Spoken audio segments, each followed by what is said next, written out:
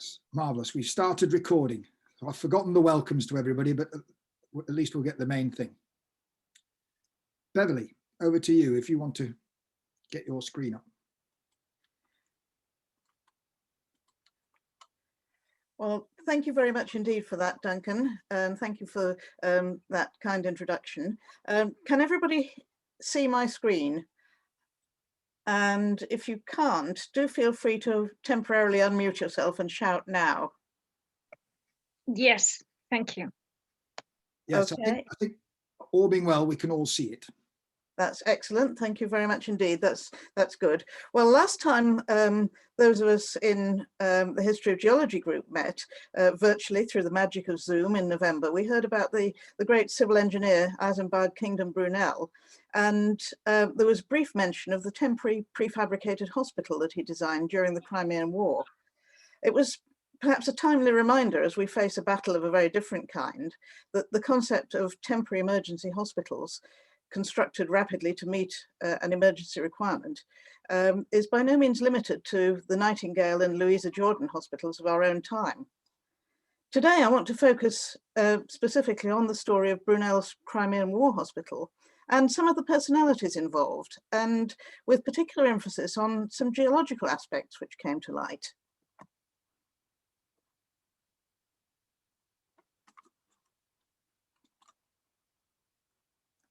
I'm now trying to get my second slide up.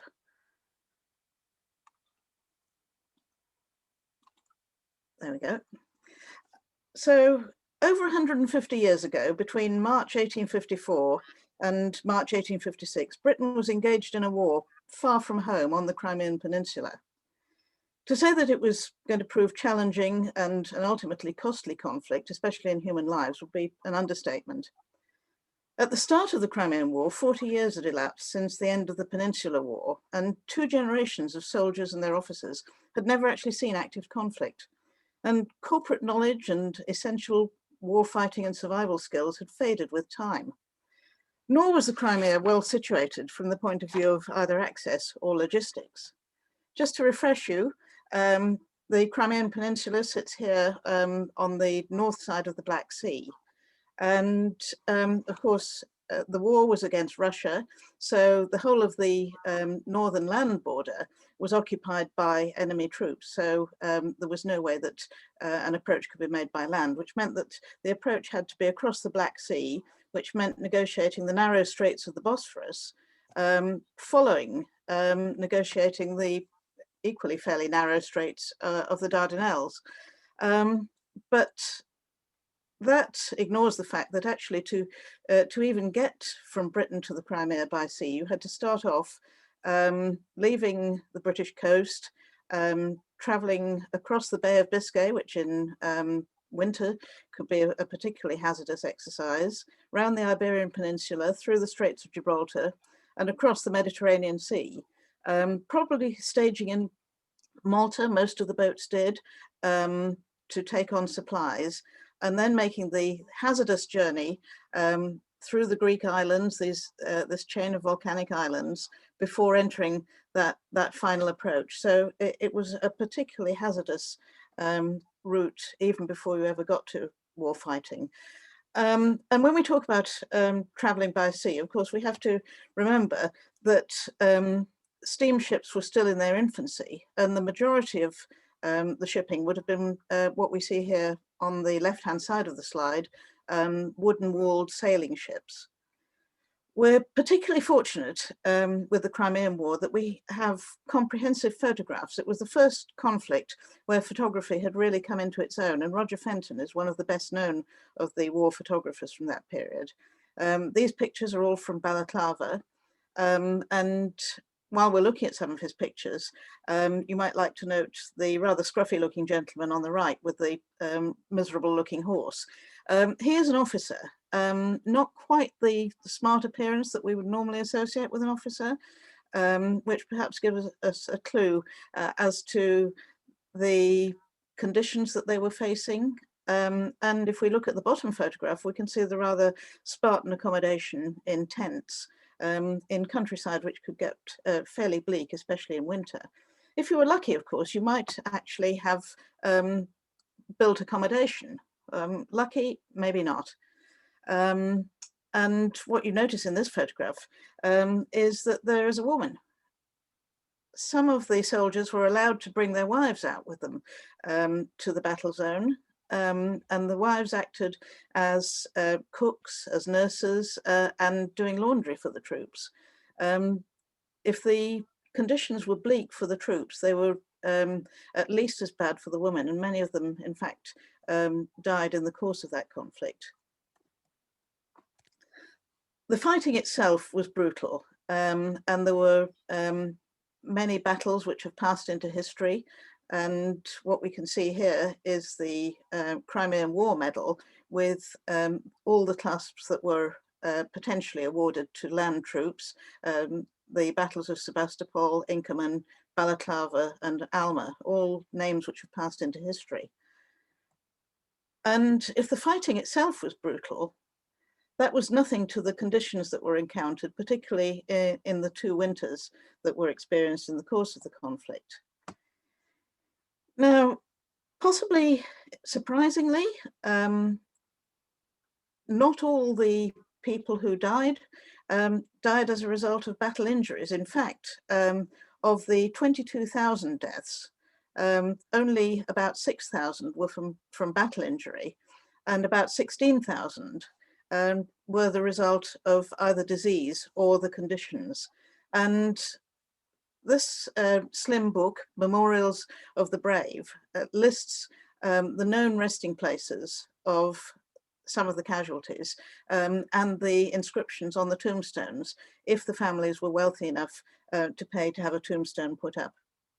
And perhaps if we look at one of them, sacred to the memory of William Richard Newport Campbell, captain in the 5th Dragoon Guards, who died at Scutari, having served in the actions of Punya, Sobraon, Chilianwala, Gujarat, and Balaclava, so we're talking here about a very experienced officer, he fell victim to the hardships and privations of the Crimean campaign. So this man, who has fought in many campaigns in various parts of the world, nonetheless succumbed to this particularly difficult campaign. And what became clear at the end of the campaign, when the inquiry took place, was that of those 16,000 deaths from disease and conditions, the vast majority of them were potentially preventable. The situation was probably best summed up just 3 days into the conflict, just 3 days after Britain had declared war on Russia, by the war correspondent for the Times, when he said very prophetically, "What we have most to fear in an engagement is an enemy that musket or bayonet cannot meet or repel." In other words, disease and the conditions. How true he was. Florence Nightingale, of course, is too well known for her story to need repetition. But if we just refresh our memories, this is the hospital at Scutari, the barrack hospital where she worked. Not actually on the Crimean Peninsula itself. That was, Scutari is situated alongside the Bosphorus. And the conditions in the hospital were pretty dreadful. Now, I want you to hold this image in mind because we will be referring to it later. But what you can see here, despite her ministrations, is a dark, dank corridor, overcrowded beds, patients really not having all the comforts that sick and injured people needed. And the battle injuries that they were trying to treat were horrific as well. At a time when there was no antibiotics, no modern surgical techniques, no anesthetics, the only treatment for anything other than a trivial flesh wound, for a shrapnel wound or a gunshot wound to a limb, was amputation, to be done quickly, painfully, without anesthesia, but hopefully before infection set in and gangrene developed, because that was killing people quickly. And at one point, a distraught Florence Nightingale, trying to do her best for these people, wrote in one of her letters home, "We have almost 4 miles of beds here and not an average of 3 limbs per man." And when we think about the reactions to the number of amputations that we saw recently in the Afghanistan and Iraq campaign, it's easy to forget that actually amputation was the signature injury of many bygone conflicts. But I want now to introduce this gentleman. Edmund Alexander Parkes was born in 1819 in Oxfordshire. He was the son of a woolen merchant from Warwick, who rather sensibly managed to dispose of his business just before it went bankrupt. But times were hard, and the young Parkes was sent to stay with his uncle in London. Now, his uncle was a doctor, and as Parkes grew up, his uncle realized that the nephew was a rather bright young man and sent him to medical school. So he went to University College London, where he fairly quickly established himself as an extremely bright student, qualified as a doctor, and then joined the army. And he joined the 84th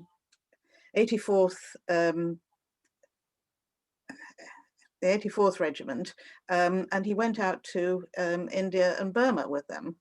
And during that time, he collected enough material on hepatitis to be able to write his MD thesis. So when he came back, he qualified as an MD, and very quickly, at a very early age, before his 30th birthday, was appointed Professor of Clinical Medicine at his own hospital, University College London.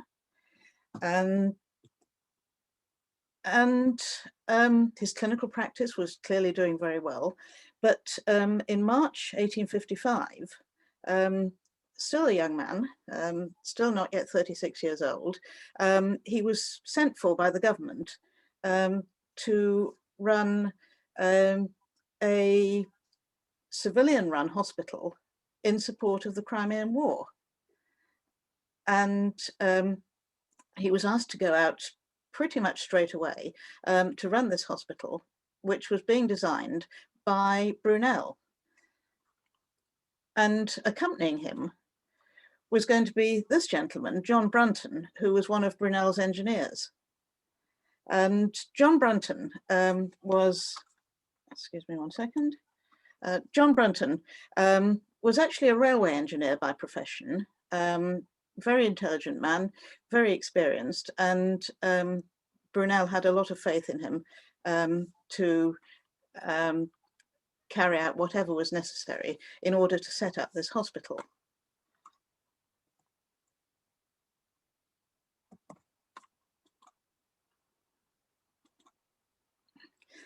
Brunel wrote to Brunton, and in his letter, he wrote and told him about Parkes. And he said, for the benefit of anybody who's joined us on a phone and not able to see the screen, he says, "You are most fortunate in having exactly the man in Dr. Parkes that I should have selected. An enthusiastic, clever, agreeable man, devoted to the object, understanding the plans and works, and quite disposed to attach as much importance to the perfection of the building and all the parts I deem most important as to mere doctoring." Now, the medics amongst us may well wince at this, but this was definitely the Brunel character showing through. So Parkes and Brunel set off for the Crimea, or at least as near as they could reasonably get to the battlefield. And they were looking for a good site to position this hospital, and no doubt Brunton, the railway engineer, would have been advised by Parkes, the doctor, as to the sort of characteristics of the site that they were looking for. Well drained, not too sloping, reasonably sheltered, safe water supply, no local disease risk. Now, if you consider that actually the area that they were looking at is on the shore of the Gallipoli Peninsula, and many people will be aware of the disease problems that arose there during the First World War with malaria and many other diseases. That was actually going to be quite an ask just to find somewhere that was safe. But most importantly, because the casualties were going to have to be arriving from the battlefield by sea, there had to be landing facilities for ships. And they came up with this site. And this was near to the village of Renkioi, on the southwestern shore of southeastern shore of the Dardanelles. And most importantly, you'll notice that there are 2 landing stages here, which will enable us to relate to the next map. And this is the site today. I'm sorry that this picture isn't clearer, but it's the best I could find. But it's a pleasant, fairly flat site, close to the coast, and a major shipping route. And one of the first things that Brunton did was to survey the site. And this is the map that he produced, eventually annotated with the details of the hospital as well. And if we look at the map in rather more detail, we can see that we have the hospital here. There are the 2 landing stages. If we look in the top top left-hand corner of the screen, we can see that we've got John Brunton's name on it, and also his assistant, William Easy Jr., who was the son of another of Brunel's engineers. But from a geological perspective, if we look at the bottom right-hand corner of the map, we can see that he writes a description of the country, which is basically a geological description. And because it's a bit difficult to read on this slide, I've transcribed the description here. And he says the geological formation of the country is oolitic, of which the upper beds are missing. The analogy between the rocks of this part of Asia Minor and those of the same formation in England is very close. Lignite and a rock scarcely distinguishable from the Kellaway are found in the clay of the middle beds. And then he goes on to describe some of the paleontology, and he says fossils of several saurians and other reptiles, but in bad preservation, are to be found in the oolitic drifts. And then he describes a few fossil shells that he's found. And if we look at a couple of illustrations from a contemporary geological textbook, we can see that those are the fossils that he was looking at. So very much Jurassic fossils that he's describing here.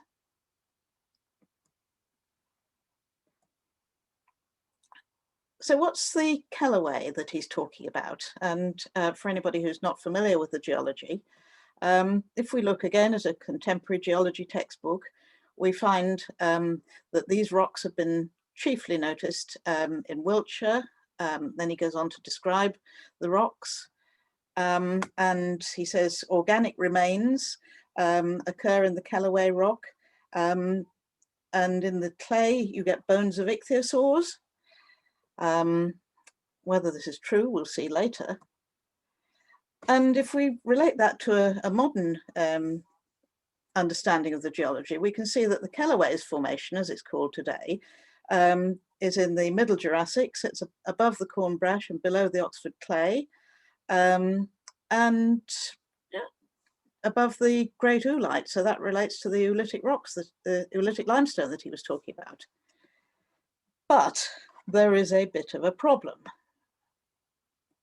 If we look at a modern geological map of the area, we'll see that there is no Middle Jurassic within 100 kilometers of Renkioi. It's Miocene. So what's gone wrong? How come this experienced man, who must have known a reasonable amount of geology, because after all, as a railway engineer, you have to know that the railway cuttings that you're advising on the construction of are going to be strong enough to stand several hundred tons of railway engine thundering over them several times a day. So how come he interpreted it as Middle Jurassic and not Miocene? Well, here we have to look at a bit of history. And the Miocene, as of 1854, 1855, had only just been described about 20 years earlier by Charles Lyell, working in France. And there is very, very little Miocene in England. So bearing in mind that Brunton would have been working mainly in southern England, he worked, for example, on the railway from London to Birmingham, and he would have been very familiar, therefore, with the Middle Jurassic. But the Chinese proverb springs to mind. The bear has 12 dreams and they're all about bears. In other words, you interpret something in terms of what you know about. And he probably wasn't aware of Lyell's work or aware of any other source of oolitic limestone and some of the other features that had recently been described. So perhaps his mistake was understandable. As regards the fossils, which he confidently identified as Jurassic, well, I think the key there is that they were in a poor state of preservation. And whatever he found, he probably misidentified. And after all, there are, for example, some Miocene bivalves, which would be fairly easy for somebody who's not a paleontologist to misinterpret as being Jurassic. So I think we can forgive him for his mistake here. And in the long term, it's not actually material to the story. So let's have a look at the geological features that he described on the map. And we can see here on the left-hand side, along the coastal aspect, we've got some sand and gravel, we've got some drift beds here, we've got a sandstone outcrop here, and most importantly, from the point of view of the hospital, we've got a mountain water course here, bringing fresh water down to these holding tanks that were constructed for the hospital. And of course, over here, we've got the huts of the hospital. He's also noted these saurian remains, presumably he thought they were ichthyosaurs, in the bed of the stream. And alongside that, we've got Dr. Parks's house. And if we just zoom in on that a little bit, we can see Dr. Parks's house here. We've got the saurian remains here in the stream bed. And we've also got the contractor's house here, which I think is probably Brunton's own house. Fortunately, we have a photograph of Brunton's house, or his hut. And I suppose compared with the hut that we saw earlier that the soldiers were living in, it's pretty reasonable for the time and for the conditions. And it has a pleasant outlook over the water. Unfortunately, I haven't been able to find a picture of Parks's house itself, but it was probably very similar to this one. Let's have a look at some statistics. The hospital was manufactured, at least in part, by the firm of Stothart and Pitt in Bath, and I'm very grateful to Hugh Torrance for that information. And it was delivered over a period of time in 23 ships. They didn't all arrive at once. The hospital was modular, so it started off able to take 300 patients and eventually expanded to nearly 2,000. The total weight was pretty huge at 11,500 tons, but it was so packed that each package could be carried by 2 men. Now that was extremely fortunate because, of course, mechanical handling equipment out there was just not an option. And it was assembled by a very small group of people, 17 tradesmen who came out from the UK and assisted by a number of local labourers. Among the tradesmen were actually 2 water closet installers. And the hospital was certainly ahead of its time in having not only water closets, but also a large quantity of toilet paper was delivered. Now, this to us might seem not unusual for a hospital, but in the mid-19th century, it was extremely unusual. And one of the concerns that was expressed was that the majority of soldiers arriving as patients, who would have either come from rural areas, agricultural labourers and so on, or from inner cities where sewage disposal was still very primitive and there was very little mains drainage, just would not know how to use this equipment. And they were going to have to be taught by the nursing staff and the orderlies how to use a modern toilet. Now, there was also a horse-drawn railway. Well, what was that doing? Well, you remember the 2 landing stages where the ships would arrive and patients, many of them on stretchers, would be unloaded. And the countryside, even though the land was flat, it was still quite rough and stony. And at first, the stretchers had to be carried quite some distance from the ships to the hospital huts, which took some time. And was also quite bumpy and quite uncomfortable for these injured men. and the railway was installed so that the stretchers could be drawn on horse-drawn carriages along rails, which made for a much quicker and a much smoother and more comfortable journey. Looking at a timeline, it really is quite incredible. The design was completed by Brunel in the middle of February 1855. Contract was placed just a few days later for the first 1,000 beds.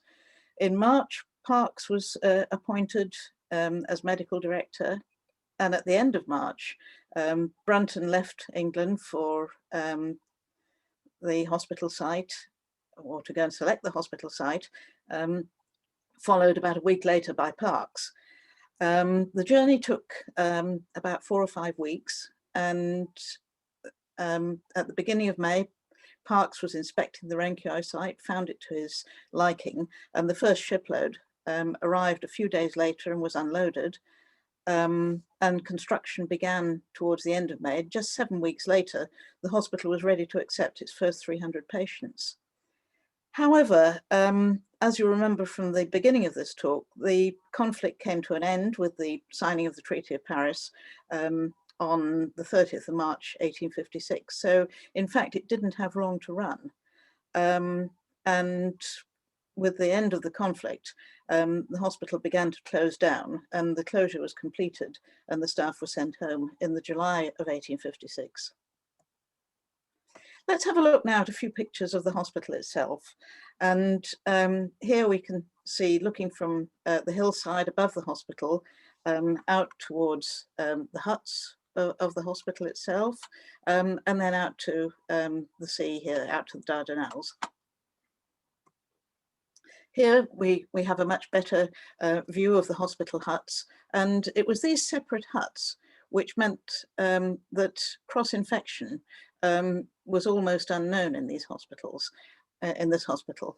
One of the problems in Scutari, of course, was that all the hospital corridors were interconnected, so cross-infection could spread very readily. But Parkes realized that one of the secrets to keeping the patients from contracting hospital infections was actually to keep them in separate huts like this. And here's a plan, one of Brunel's plans for one of the huts. And here's a picture of one of the huts itself. And you can see that there are beds lined up along the sides, tables for patients who could get out of bed to eat their meals in the middle. But if you compare this with the picture that you saw earlier of the corridor full of beds at Scutari, you can see that this is just streets ahead. It's light, it's airy, it's well ventilated. And in fact, better than that, there was actually a primitive air conditioning system in that under the floor ran channels of cold water. And then there were large fans at the end of each hut, which blew air over the water, and then it came up through vents which were situated underneath the tables. So altogether, it was very much ahead of its time. And in fact, if you look at a picture of a modern field hospital, and this was taken during the 1991 Gulf War, you'll see that really there's not very much difference. Here's one of Brunel's drawings, this time for a kitchen block. And here's a photograph of the finished item. So looking at some statistics, the hospital at its maximum could have held 2,200 patients, although Parkes felt that it would not have been difficult to expand it to 3,000 if it had ever been needed. In fact, it never operated at full capacity. It only treated just over 1,400 patients. And amazingly, with only 3% fatalities, only 50 patients died. And you have to compare that with the 42% fatalities in the hospital at Scutari. So a tremendous record. However, inevitably, after the sort of catastrophe that the Crimean War was, and militarily, okay, it was on paper a victory, but in terms of sheer casualties alone, not not to speak of the problems of logistics. There were many, many problems. So inevitably, a commission of inquiry was set up to look into what went wrong and to make recommendations. Parkes, of course, was invited to provide evidence, and he provided this booklet, which detailed the patients that he'd seen and the problems that he'd encountered. Interestingly, the Nightingale Hospital was actually staffed by some of Nightingale's nurses, one of whom was Parkes's own sister, Maria Parkes. Tucked inside the pages of that booklet is another map, and this one is perhaps less detailed than the one that we saw before, but it's designed to be a ground plan of the hospital. But instead of the geological description that we saw in the bottom right-hand corner of the map, what we've got here is a nice little geological section. And it's a section through one of the wells. I must say that I haven't managed to identify well X on the plan, but I suppose it's lurking somewhere. But it does look as if it's largely a section through the drift that he's illustrated here. But it's a useful addition to the geological information that came out of this site. So the conflict being over, Parkes returned to his old job as Professor of Clinical Medicine at University College Hospital. But it wasn't to be for long, because when the Commission of Inquiry finally reported, they made a number of recommendations, one of which was that military doctors needed to be much better trained in the principles of hygiene. And you have to remember that public health as a medical specialty, as we know it today, just didn't exist at that time. So the idea of being trained in hygiene was actually quite new. And they also recommended that an army medical school should be set up so that military doctors should be more familiar with managing conditions that they were going to meet in wartime. And they recommended that Parkes should be appointed as the Professor of Military Hygiene in the light of his experiences during the Crimean War. So he went, first of all, to Fort Pitt at Chatham, which was where the military medical school was set up, the Army Medical School.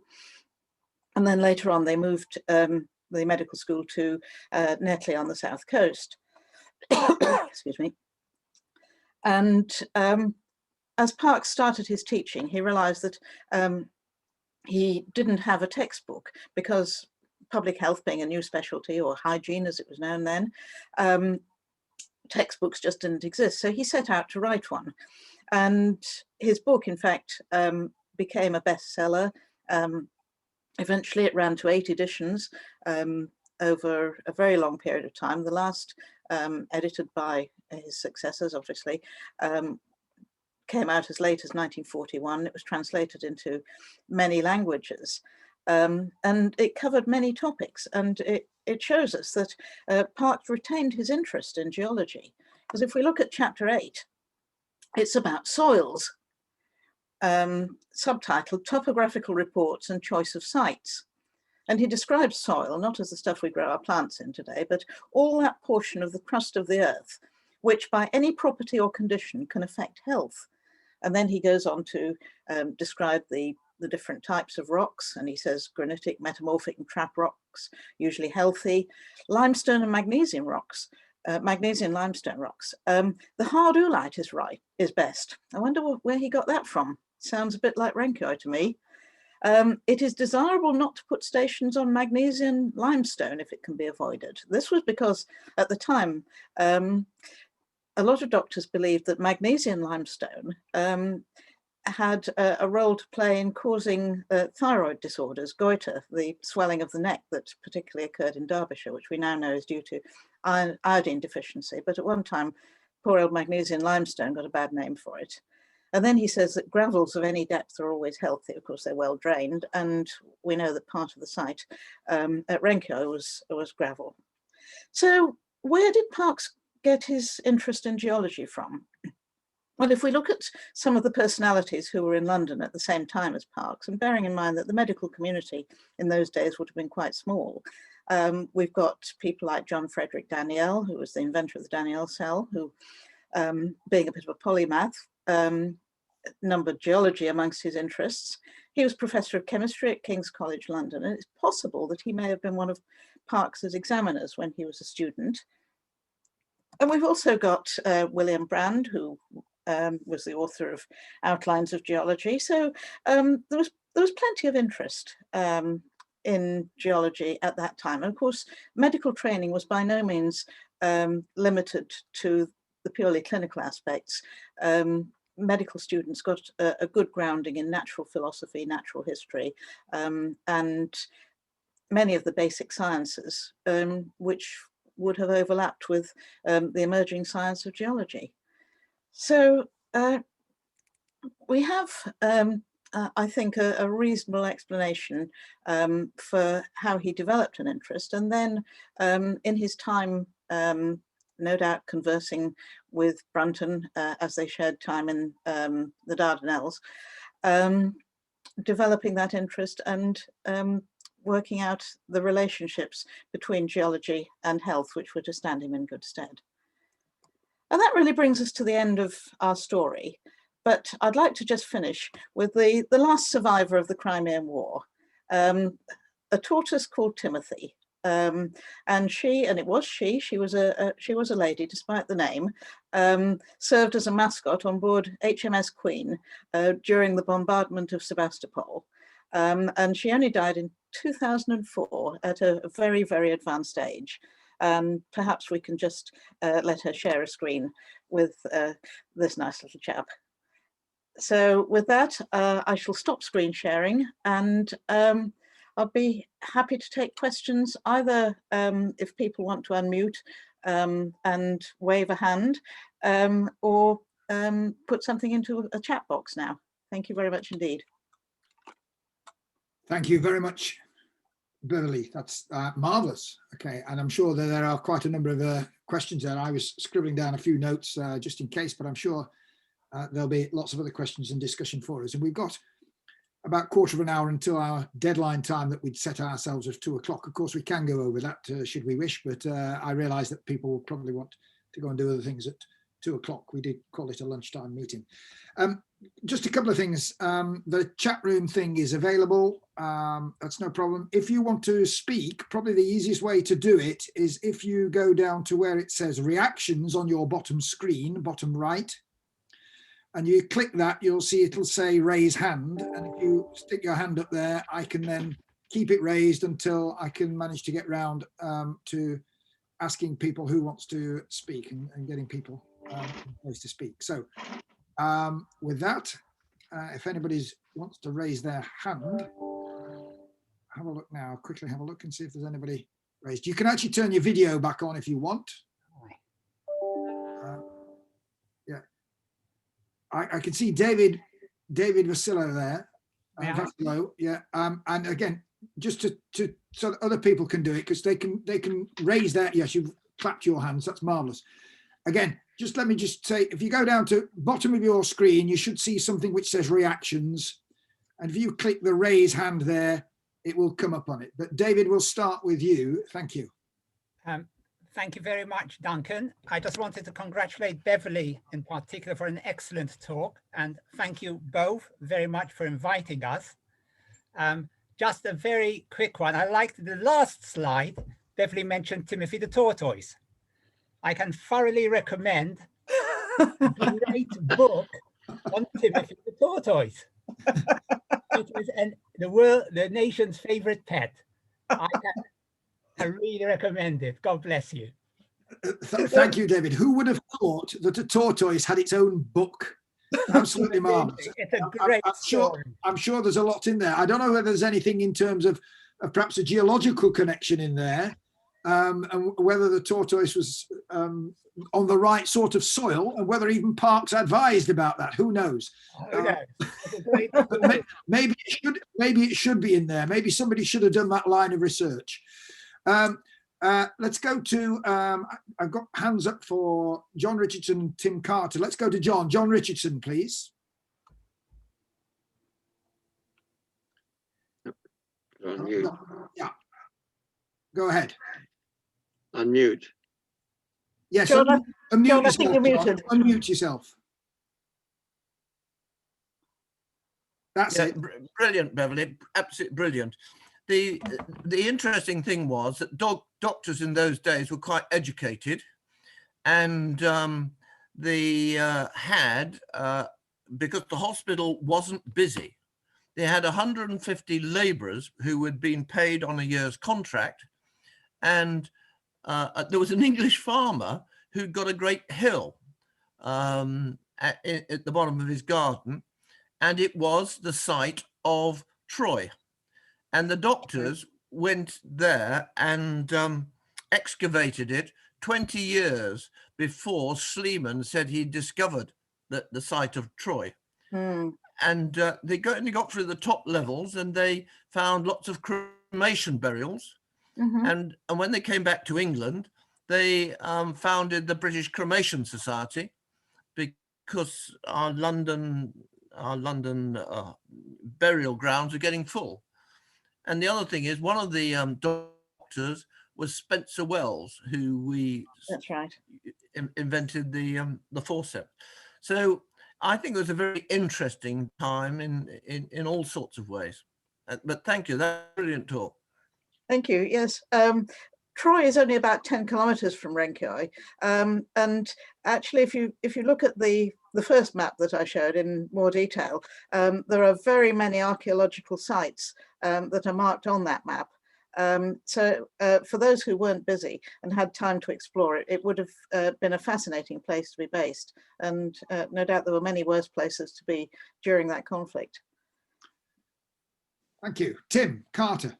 Yeah. Hi, Beverly. Thanks a lot for that. I enjoyed it very much. First of all, on Spencer Wells, he also wrote a book for ships about healthcare, which actually featured quite a lot of the same hygiene precepts that Parkes had.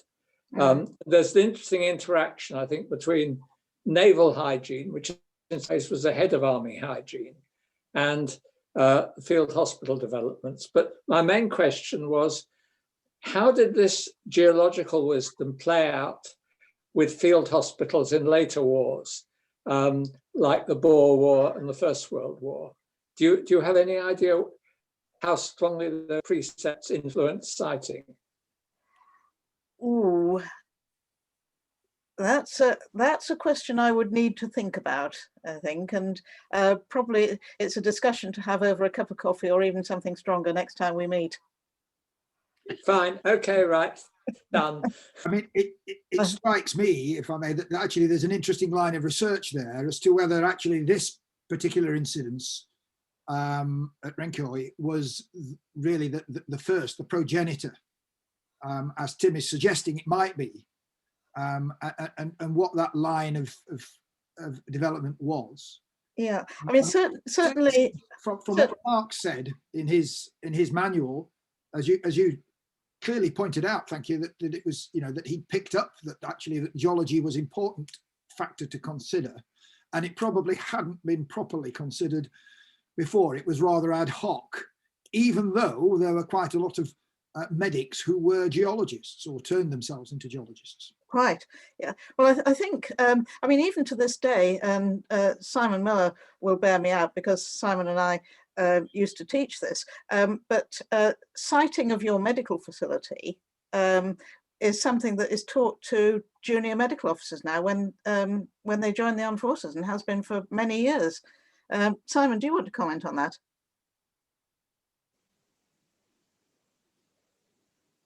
You're absolutely right. We did, but I don't think we did justice to Parkes in terms of his interest in geology, and I wonder if we need to revisit that a bit.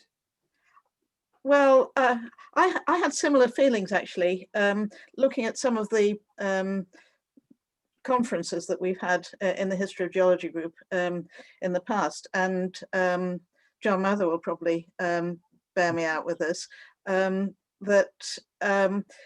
you look at the role that the Royal Engineers had, for example, in providing safe water, and the role that our own HORROCs had in water testing during the First World War, water purification, I suspect that we've lost a bit of that connectivity, and we could probably do with rebuilding that as we move into an era where interdisciplinarity is becoming important once again.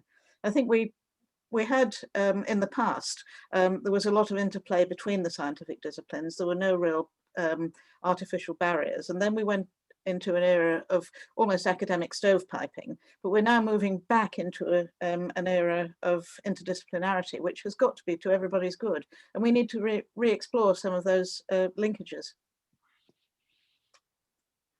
Thank you. I mean, something that strikes me is I wonder whether in modern civil engineering courses and training, whether there must be modules, I would think, perhaps not, where they look at perhaps medical civil engineering, which is dealing with field hospitals. Certainly in terms of the Royal Engineers, I guess there must be something there. But I was thinking more about degree courses and whether that, within that, they also then considered the geology. So again, I think this is probably a fruitful line to try and look at.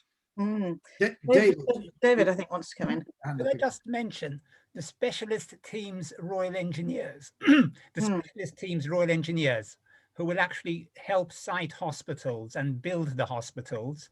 They have qualified civilian architects as part of their teams. They're Army reservists. So they have a lot of experience with siting and building hospitals. The medics don't always get this right. I remember clearly 25 years ago near Thomas Lavgrad, when they sited a hospital, they were looking for a flat area near a good water supply. So they built a hospital on a floodplain next to a river in the summertime. Lo and behold, when the rains came and the snows came, the hospital flooded.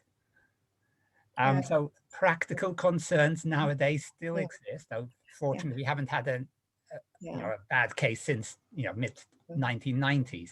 Yeah, I think we should invite Ted Rose to come in here. Ted, would you like to join in at this point? Thank you, Beverly. I hope you can hear me. Yes. David, in those remarks, I thank you for those. As a former colonel in the reserves of the Royal Engineers, who had command of specialist teams, Royal Engineers, I endorse your remarks and thank you for the plug. Traditionally, the Royal Engineers have had a role in locating water and in delivering it wherever required. It has been the Army Medical Service has the problem of analysing the water, determining whether it is safe to drink and determining what treatment, if any, it needed. And if one goes back to the First World War, the dual roles functioned very well. There still is a requirement to get together today. One of my roles as a reservist in the Royal Engineers was to see that adequate water supplies would be provided to field hospitals if they were deployed in World War III. And therefore, I enjoyed visiting hospitals when they were deployed on exercise and was assured just how much water we would need to provide. I think, like most things, these change with time. Sometimes there is a very close relationship, and then they move away a bit, and then it's not rigid. Things change, and we have to keep looking again at how things apply in practice in the latest normal situation, because normal changes. Thank you. Thank you, Ted. Now I've got a question here. I'll come back to you, David, in a minute, I think. I've got a question here on the chat from Jeanette Parkins, who asks if any of the hospital huts are left to see now. The answer is no. The site was completely cleared. And one of the instructions was that all the equipment had to be sold. And it was sold at auction when the hospital was closed down. and Brunton stayed out to supervise the sale, and he was horrified at the amount of money that was offered by potential local purchasers. So in the end, he purchased virtually everything himself in complete contravention of his orders, and he ended up having his knuckles rapped for it. The hospital huts were bought by, I think, a local organisation from him. But the sanitary equipment all came back to the UK, and he sold it back to the government to be installed at Netley Hospital, which was just being built in 1856. And I'm sure that it would have been long since replaced, even before the hospital was demolished in 1966. Brunton afterwards, though, went off to India and spent much of the rest of his career working on the Indian railways. And it may well be because he fell foul of the authorities in purchasing the equipment from the Renkioi Hospital. Tim Carter, you've got another question. You need to unmute. Sorry, that's my hand from before. Oh, okay, fine. I'm going to take another question then. Can I just talk about the huts? Meg Hardy asked, did Miss Nightingale ever visit Brunel's hospitals? I'm not aware that she did, but given that it was a reasonable journey from Scutari to Renkioi, it's not impossible, and particularly since she had nurses down at Renkioi, it's not impossible. It's just not documented as far as I know. Somebody, I think it was John, wanted to come in about the huts. Yes, John. Yes. The huts, I believe, can you hear me? Yes. The huts, I believe, were sold to people because there'd been an earthquake somewhere near Izmir or something like that. So a lot of the huts went there. And the last hut that we know about, I believe, but, you know, I don't know, was used as a recreational hut at the Cambridge Military Hospital. And it got burnt down, I think, in the 1960s or 70s, 60s, 50s, by accident. And that's as far as I know. But I've been to Renkioi on a couple of occasions, and there are only two things left from the hospital. One is a memorial stone saying that the hospital was there, and the man who's carved out Brunton's name had the N, the name November N backwards, because he was obviously Turkish and he wasn't used to shipping away. So that's the huts. Okay, thank you. Thanks, John. That's helpful. Okay, good. Right. David, did you have another?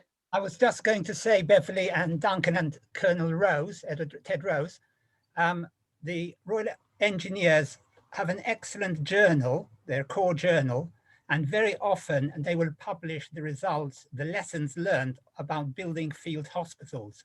So in the chat button downstairs, I've just attached an article by Jackie Tarrant from the Royal Engineers Core Journal from 2012, Lessons Learned, Field Hospitals, Lessons Learned.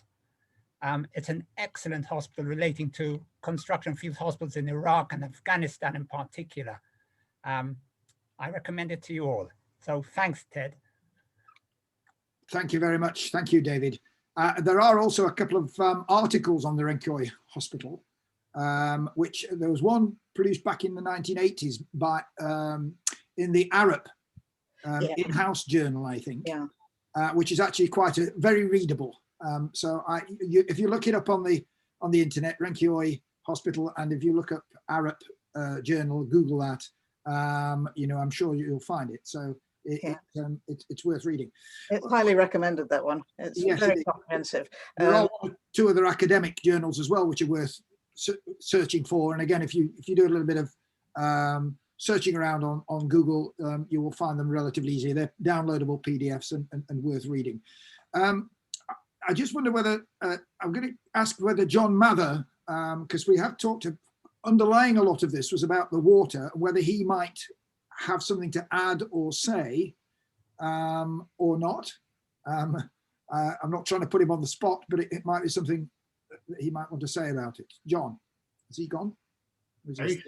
I'm back now, and not particularly, Duncan. I mean, water in any military establishment, whether it was a hospital, encampment, forward position or anything, water was one of the most significant aspects of sighting the thing.